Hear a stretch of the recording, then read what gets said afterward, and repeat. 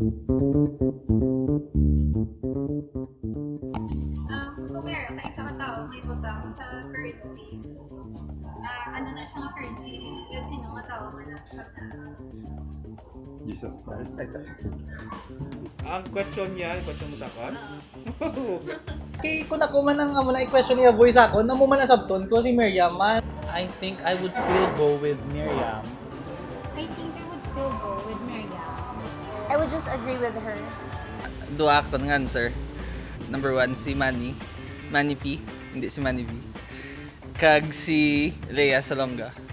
Actually, from the time na election before, although kung ang chances of winning ni Miriam is very low, but I nag-vote ko ako siya. Anong feeling ko lang to ka underrated siya sa current nga generation.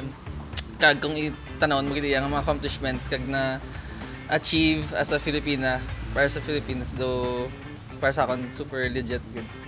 So sila yakan ko diyan. Ilocon mo ang sabat ni Manila, you know? Oo, kung amo na ng winning answer wala lang masabat ako sa ano. So same man kay Queen Rabia. Aside nga Ilonggos siya, damo man siya may ginimuhan sa government sa Philippines, like kagi sa naka-position sa executive, judicial, kag legislative. Now, Miriam has that capacity internationally, locally, nationally to embody wealth, not just money, but wealth in brain, wealth in wisdom, wealth in ideas, wealth in even on handling future events. I think kung tao, wala kung may mapan kung tao ang ibutang sa currency. Kasi kung gina-represent ko gid ang Pilipinas, why not ang mga national na icon? Like, example, mga Tamaraw, di ba? Ibutang kang nara. Mga place, mga lugar na gina-represent ang Pilipinas.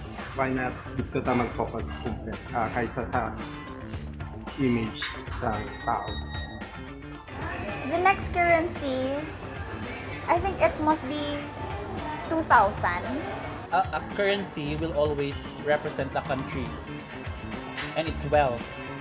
And I think for the currency, why not make a new paper bill para siya or a coin na bit? Butang ta sa ano 1.5. Kaya wala pa sang 1.5, so para unique. Let's say, how about, di ba may pagwa nga, 50 pesos na coin, paano na lang siya, so 50 pesos na coin. I'll take the line na she's the president, she's the best president we never had. And I'll just follow what she said.